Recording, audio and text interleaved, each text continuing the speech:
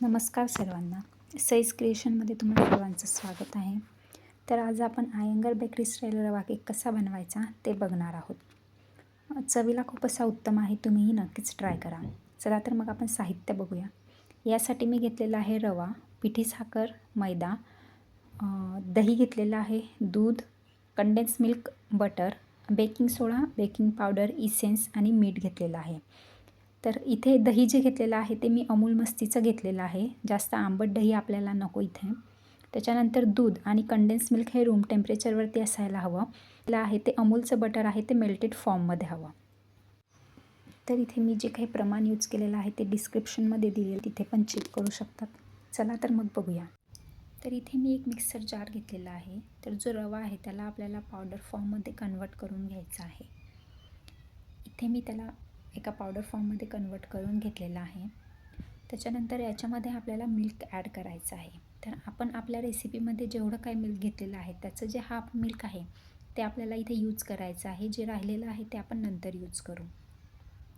इथे मी अशा प्रकारे रवा आणि दूध हे एकत्रित करून घेते आहे. आपल्याला याला एका डो फॉर्ममध्ये तयार करायचं आहे.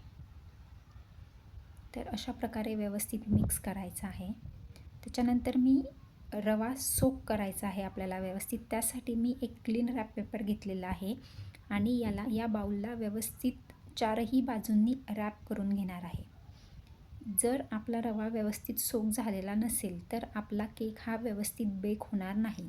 म्हणून याला 10 मिनटं आपण सोकिंगसाठी ठेवणार आहोत. तर रवा सोक होईल तोपर्यंत आपण आपली पुढची प्रोसेस करूया. एका बाउलमध्ये आपण ड्राय इन्ग्रेडियंट ॲड करून घेऊ. तर याच्यामध्ये मी घेतलेला आहे मैदा, त्याच्यानंतर बेकिंग सोडा, त्यात ॲड करूया बेकिंग पावडर, त्याच्यानंतर मीठ ॲड करूया. हे व्यवस्थित गाळून घेऊया. तर अशा प्रकारे हे सगळे जे ड्राय इन्ग्रेडियंट आहे ते आपण मिक्स करून घेऊ आणि हे जे बाउल आहे ते साईडला ठेवू. त्यानंतर आपण अजून एक बाउल घेऊया. त्याच्यामध्ये आपण आपले जे वेट इन्ग्रेडियंट आहे ते मिक्स करूया. तर मी इथे घेतलेलं आहे दही, त्याला व्यवस्थित फेटून घेतलेलं आहे. त्याच्यानंतर याच्यात ॲड करणार आहे मी पिठी साखर. पिठी साखर ही केव्हाही वेट इन्ग्रेडियंटमध्येच आपल्याला ॲड करायची आहे, ड्रायमध्ये करायची नाही. तर इथे व्यवस्थित मी गाळून घेतलेली आहे आणि हे आता व्यवस्थित एकजीव करत आहे.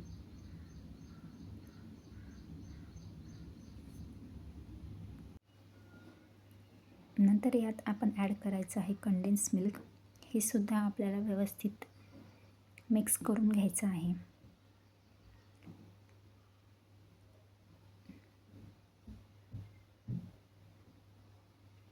त्यानंतर यात आपण ॲड करणार आहोत इसेन्स, बटर.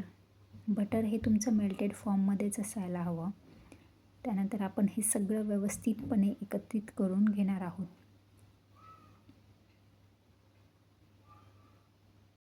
यानंतर आपण जे हाफ मिल्क उरलेलं होतं ते ॲड करणार आहोत आणि हे व्यवस्थित सगळं मिक्स करून घेणार आहोत.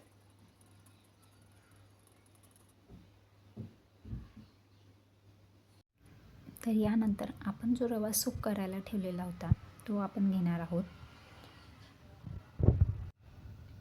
नंतर जे आपण वेट इन्ग्रेडियंट होते आपले जे मिक्स केलेले होते त्यामध्ये हा जो सोकिंग केलेला रवा आहे तो आपण व्यवस्थित मिक्स करून घेणार आहोत.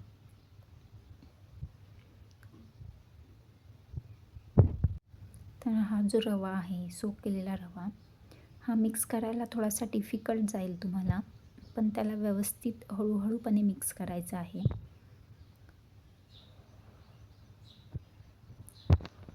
यामध्ये कुठल्याही प्रकारचे लम्प्स राहायला नको.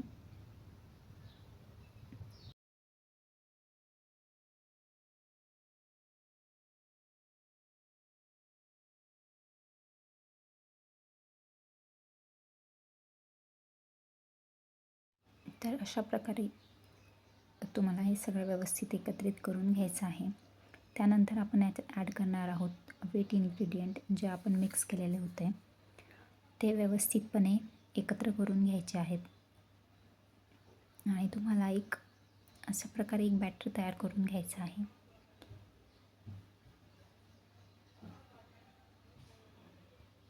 तर आपलं बॅटर हे रेडी झालेलं आहे. आता आपण याला टीनमध्ये कन्वर्ट करून घेऊया. इथे मी ब्रेड साईजचा टीन यूज केलेला आहे. तुमच्याकडे जो अवेलेबल असेल तो तुम्ही यूज करू शकतात. तर हे जे बॅटर आहे ते आपल्याला आता ह्या टीनमध्ये कन्वर्ट करून घ्यायचं आहे. त्यानंतर आपल्याला हे जे बॅटर आहे हा प्रीहीटेड ओव्हनमध्ये 170 डिग्रीला 45 to 50 मिनिट आपल्याला बेक करून घ्यायचं आहे. तर अशा प्रकारे मी हे बॅटर यामध्ये ॲड करून घेतलेलं आहे आणि मी आता याला बेकिंगला ठेवणार आहे. तर बघा इथे आपला केक बेक झालेला आहे. तुम्हीही नक्कीच ट्राय करा आणि मला कमेंटमध्ये सांगा. खूप सॉफ्ट, स्पंजी आणि चवीला खूप टेस्टी असा हा केक आहे. चला तर मग व्हिडिओ आवडल्यास व्हिडिओला लाईक करा, कमेंट करा आणि अजून असेच मी तुमच्यासोबत बेकिंगचे नवीन व्हिडिओ शेअर करणार आहे. नवीन आयडियाज तुम्हाला सांगणार आहे. तर त्याच्यासाठी तुम्ही चॅनलला सबस्क्राईब करा. Thank you everyone.